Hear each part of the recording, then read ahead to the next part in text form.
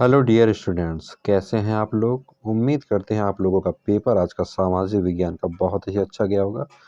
तो हमारे पास है, देखिए 825 जेडी सीरीज की ये क्वेश्चन पेपर। और चलिए देखते हैं क्या क्या प्रश्न आया था और आपने कौन कौन सा सही लगाया है। तो देर न करते हुए बढ़ते हैं हम पहले प्रश्न की तरफ।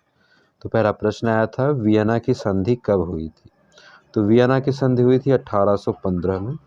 दूसरा क्वेश्चन आया था आपका, पहले का देखिए आपका 1815 यानी बी सही है। और दूसरा आपका आया था, हिंद स्वराज पुस्तक के लेखक। तो हिंद स्वराज पुस्तक के लेखक है महात्मा गांधी जी। तीसरा आया था, रिंडर पेस्ट का संबंध। तो रिंडर पेस्ट का संबंध है मवेशी की बीमारी से, यानी जिसे मवेशी प्लेग भी कहा जाता है। यह ब्रिटिश के सरकार के समय में आया हुआ था। गुमास्ता, देखिए चौथा आया था आपका गुमास्ता।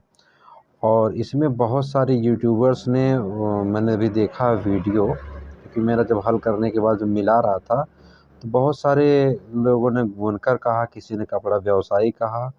और मैं आपको बता दूं गुमास्ता कौन थे। गुमास्ता वो थे कि जो सवेतन मतलब पैसा लेके वो काम करते थे, जिसे सवेतन सेवक कहते थे। और ये बुनकरों की देख रेख करते थे और आपूर्ति एकत्र करने और कपड़े की गुणवत्ता की जांच करने के लिए, जैसे आजकल रखा जाता है कपड़े के मिल में जांच करने के लिए कपड़ों का, तो ऐसे ही थे ये। तो जांच करने के लिए ईस्ट इंडिया कंपनी द्वारा ये नियुक्त किए गए थे। यही थे गुमास्ता। और गुमास्ता पे काफ़ी लोगों ने कन्फ्यूज़न भी किया था कि बुनकर थे कि कपड़ा बेचने वाले थे। नहीं, गुमास्ता न तो बुनकर थे न तो कपड़ा व्यवसायी थे। गुमास्ता ये थे कि कपड़ों की जांच करते थे क्या क्वालिटी इनकी है, और बुनकरों की देख रेख करते थे। चलिए बढ़ते हैं हम पांचवें प्रश्न की तरफ। गुलामगिरी के लेखक। तो गुलामगिरी के लेखक हैं ज्योतिबा फूले जी। ऑप्शन आपका डी सही है। छठवां आया था कि श्रीलंका स्वतंत्र राष्ट्र कब बना। तो श्रीलंका हमारी आज़ादी के एक साल बाद यानी 1948 में ये आज़ाद हुआ था। आपका छठवें का बी सही है। और सातवें का है, देखिए इसमें भी कई लोगों ने कन्फ्यूजन किया। इसमें भी देखिए गलत ऑप्शन लगा हुआ है।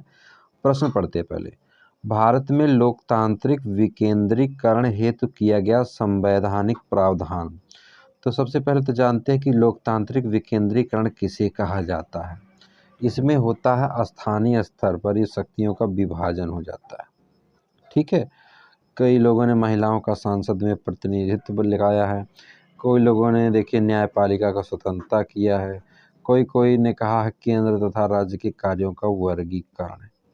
जबकि लोकतांत्रिक विकेंद्रीकरण अगर आप पूरा पढ़ेंगे तो आपको पता चलेगा कि जो स्थानीय पंचायत चुनाव होते हैं, जैसे प्रधानी वगैरह गांव में होता है, तो इन सब का इसमें वर्णन है। ठीक है, जिसमें ग्रामीण गांधी जी से संबंधित है। जब आप पूरा पढ़ेंगे आगे की क्लासों में तब आपको पता ये चलेगा। तो ये आपका ऑप्शन बी सही रहेगा। अगर कोई कन्फ्यूजन हो तो आप कमेंट करके ज़रूर बताइएगा। आठवां प्रश्न आया था, भारत में संविधान की दृष्टि से कौन सा कथन सही है। इसमें भी कई लोगों ने गलत बताया है। उसमें किसी ने धर्म के आधार पर भेदभाव, जो कि ये सही है आपका आठवें का सी। और देखिए इसमें लगा हुआ है ऑप्शन बी कि अल्पसंख्यकों का उनकी जनसंख्या के अनुरूप प्रतिनिधित्व, जबकि ये गलत है। धर्म के आधार पर भेदभाव का अभाव, ये भारतीय संविधान में है। और नौवां प्रश्न है, कौन सबसे बड़ा लोकतांत्रिक देश। तो आपको पता है ये भारत है। नौवें का ए सही है। 10वां आया था, एक दलीय व्यवस्था। एक दलीय व्यवस्था बढ़ावा देती है किसे, लोकतांत्रिक व्यवस्था को। नहीं, वो तो बहुदलीय में हो जाएगा। अधिनायकवादी व्यवस्था को। कुछ हद तक ये सही है। सी है कुलीन तंत्र को, डी है राजतंत्र को, अधिनायकवादी व्यवस्था को। तो डी में थोड़ा कन्फ्यूजन है, वैसे बी भी सही मुझे लग रहा है। और राजतंत्र तो नहीं हो सकता, तो आपका बी ही सही हो सकता है। 11वां श्वेत क्रांति संबंधित है, ये तो दुग्ध उत्पादन से है। और मत्स्य उत्पादन जो देखिए सी लिखा है और नीली क्रांति से है। गेहूं उत्पादन ये जो है आपका गोल्डन स्वर्ण क्रांति से हो जाएगा आपका। और सोपान कृषि की जाती है? सोपान कृषि की जाती है ढाल वाली भूमि पर। 12वें का बी सही है। 13वां हौज खास जलीय निकाय स्थित है, तो हौज खास नाम की जगह ही दिल्ली में है, तो ये दिल्ली सही है। 13वें का डी। 14वां सबसे लंबा राष्ट्रीय जलमार्ग, तो सबसे लंबा राष्ट्रीय जलमार्ग हल्दिया से इलाहाबाद है और इसमें कोई संशय नहीं है। और चलिए 15वें प्रश्न की तरफ चलते हैं। 15वां प्रश्न आपसे पूछा गया था कि भारत की इलेक्ट्रॉनिक राजधानी है। आपको सिलिकॉन वैली भी आपको पता ही होगा, तो भारत की इलेक्ट्रॉनिक राजधानी है बेंगलुरु। 16वां है अंतर्राष्ट्रीय व्यापार को उदार बनाने का उद्देश्य, IMF, WTO, नाटो, विश्व बैंक। तो नाटो आपको पता है कि अमेरिकी संगठन है, विश्व बैंक जो है वो तो बैंक ही है। WTO यानी कि वर्ल्ड ट्रेड ऑर्गेनाइजेशन इसका फुल फॉर्म होता है, यही सही। IMF जो होता है इंटरनेशनल मतलब अंतर्राष्ट्रीय मुद्रा कोष होता है, इंटरनेशनल मनी फंड। और 7वां देखिए राष्ट्रीय उपभोक्ता दिवस। हाँ, तो पिछली जब वीडियो हमने बनाई थी तो राष्ट्रीय उपभोक्ता के बारे में आया था, देखिए आज इस बार फिर भी आ चुका है। तो राष्ट्रीय उपभोक्ता दिवस मनाते हैं 24 दिसंबर को।